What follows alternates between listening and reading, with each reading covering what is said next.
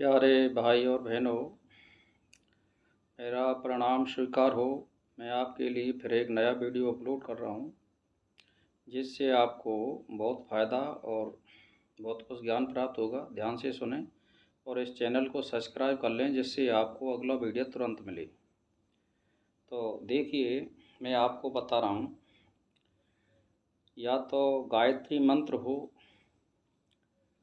या गुरु मंत्र हो, जो लगभग 24 मंत्र का हो। जैसे राम रमेति रमेति रमे रामे मनोरमे सहस्रनाम तातुलम बारणे, ये मंत्र भी होना चाहिए। राम नाम बारणे, तो ये मंत्र होना चाहिए। या ओम त्र्यंबकम यजामहे, यानी महामृत्युंजय मंत्र, या गायत्री मंत्र। तो ये लगभग 24-20 अक्षर के मंत्र होते हैं, तो इनका लगभग फल समान और समान समय लगता है। मैं इसलिए बता रहा हूँ। वैसे गुरु मंत्र कोई भी हो, उसका फल समान होता है, अगर विश्वास और निष्ठा के साथ करता है। तो आप ध्यान से सुनें। तो अगर आप एक दिन में 6 घंटा अगर बैठ कर के जाप करते हैं और एकाग्रचित्त होकर के करते हैं, तो उसमें क्या है कि आपको ये जो मंत्र है, इसको क्या करें कि 1 घंटा की गणना कर लें, तो लगभग मंत्र 1 घंटा में यानी 1188 बार आप जाप करें। जैसे मान लो 1 घंटे में 11 माला, तो 11 से 88 बार होता है, तो 6 घंटे में 7128 बार इसका जाप कर सकते हैं। तो 1 महीना में ये 85,536 बार हो जाएगा। और जैसे इसी मंत्र को लगातार करते हैं आप, तो 1 वर्ष में ये कितना हो जाएगा? 10,26,432 बार। तो इसी मंत्र को आप अगर 1 वर्ष यानी 12 वर्ष करते हैं, तो 1,23,17,184 बार हो जाता है। और इसी मंत्र को अगर लगातार आप 24 वर्ष तक करते हैं, तो 2,46,34,368 बार जाप होता है आपका। तो अगर इस मंत्र को आप अगर अनुष्ठान के द्वारा करना चाहते हैं, तो जो मैंने ये समय बताया है, लगभग यही समय लगेगा। और अगर पुनश्चरण विधि से करना चाहते हैं, तो पुनश्चरण का मतलब होता है 1 वर्ष में, यानी कम से कम उसकी गति बढ़ानी पड़ेगी आपको। 6 7 या 8 घंटे 9 घंटे तक जाप करना पड़ेगा। तो उसमें 1 वर्ष में 24 लाख का ही जाप हो जाता है। 24 लाख मान लो आप। तो 24 लाख के हिसाब से आप 25 वर्ष में करोगे तो बहुत दूनी गति निकलेगी। तो मैंने जो बताया है वो मध्यम गति है, ज़्यादा तेज़ है और ना ज़्यादा मद्दी है। तो आप ब्रह्मचारी का पालन करें और यम नियम संयम का पालन करें और स्थान शुद्धि का पालन करें और वाणी पर संयम रखें। तो 1 वर्ष के अंदर आपको शक्ति का एहसास होने लग जाएगा।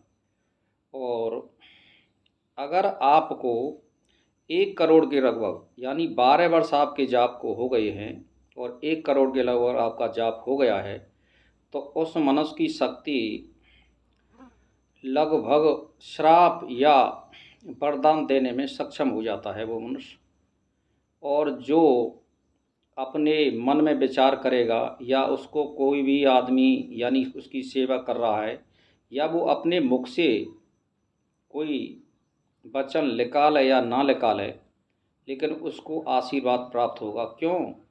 कि उसका ध्यान उसकी तरफ जाएगा कि जो उसकी सेवा करने वाला है। अगर जो सही साधक होगा, वो सेवा लेने से मना कर देता है। ज़्यादातर यही देखा गया है साधकों का। वो अपने गाड़ी कमाई का धन खाते हैं, तो फिर भी अगर कोई सेवा करता है मन कर्म वचन से, तो उसका आशीर्वाद उसको जाएगा और उसको लगभग 1/4 हिस्सा उसके भाग निर्माण में चला जाता है। तो जो साधक है उसको फलीभूत होने लगते हैं हर एक कार्य में, और उसके काम बनने लग जाते हैं। और जो आदमी 24 वर्ष तक जाप करता है और यम नियम संयम का पालन करता है और बहुत अच्छी गति से करता है और सही ढंग से पालन करता है, तो उस मनुष्य की तो आप बात ही मत सोचिए, वो मुनि के समान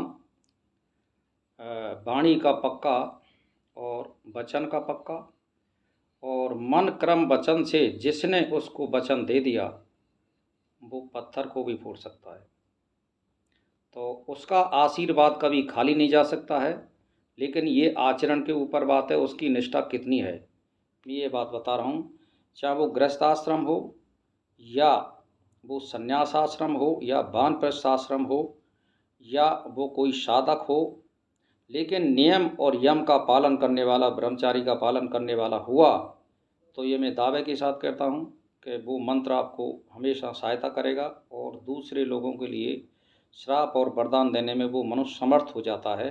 उसके सारे काम बिगड़े हुए बनने लग जाते हैं, क्योंकि 1 करोड़ के लगभग में कोई भी मंत्र का आप जाप करने पर उसके पापों की जो मेमोरी है वो ख़त्म हो जाती है, खाली हो जाती है, और नए पापों को वो नहीं कर सकता है। 1 करोड़ जिसने जाप कर लिए हैं वो 1 करोड़ जापों को नहीं कर सकता है।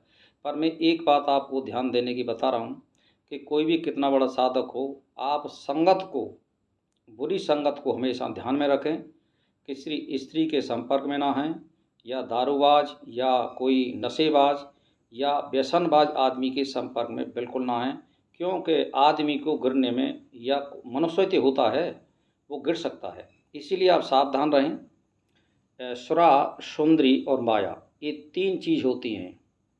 तो इन 3 चीज़ों को जो त्यागने वाला होता है वो मनुष्य यानी मानव कहलाता है। मानव का मतलब ये है, सुंदरी ये स्त्री होती है, माया ये धन माया होती है, और माया ये प्रकृति होती है। तो आप समझो जो इन चीज़ों से बच जाएगा तो वो तो एज ये परमात्मा के सम है, वो सृष्टि और प्रलय नहीं कर सकता है, वो सब कुछ करने में समर्थ हो जाता है। तो ऐसे मनुष्यों का उदाहरण बहुत कम मिलता है। मैंने एक बम्बई में 2001 में विश्व सम्मेलन में गया था, तो वहाँ एक विषय आया था। पहले दिना का मतलब था प्रकाश की तलाश, दूसरे दिना का मतलब था मानव की तलाश, और तीसरे दिना का जो विषय था वो था स्वर्ग पृथ्वी पे है या कहीं अंत है।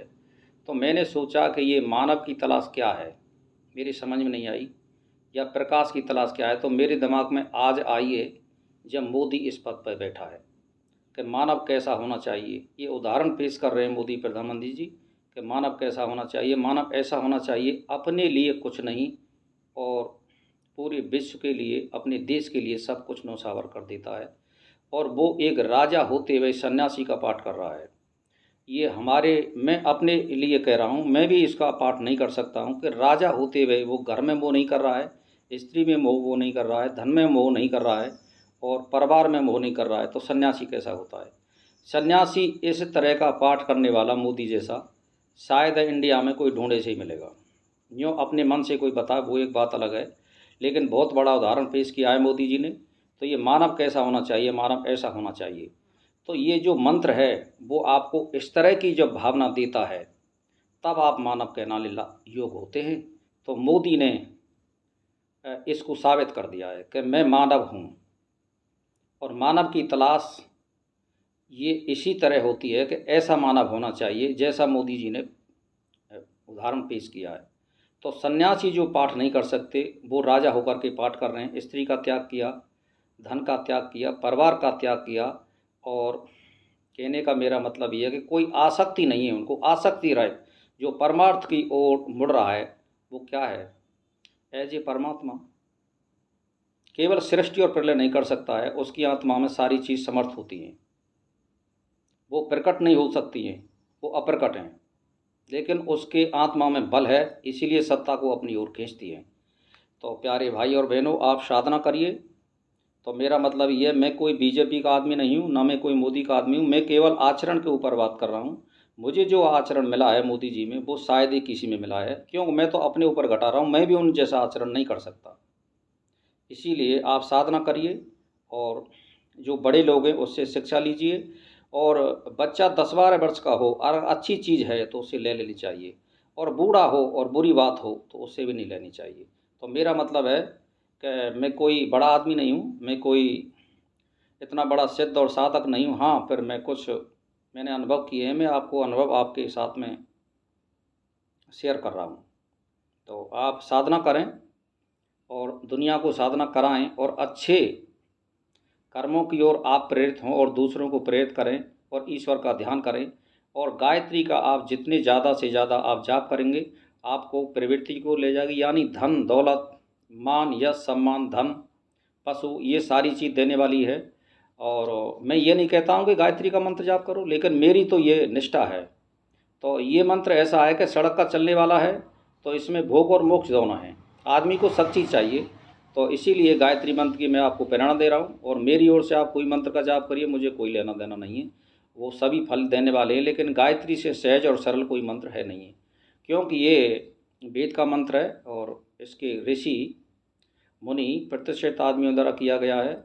बहुत ही विश्वामित्र जी का ये गायत्री का प्रमाणित मंत्र है, इससे ज़्यादा कोई प्रमाण हो नहीं सकता है। तो आप इसका जाप करिए और दुनिया को जाप कराइए और शुभ कर्म करें और शुभ कर्म की प्रेरणा दें। इसी के साथ मेरा प्रणाम स्वीकार हो।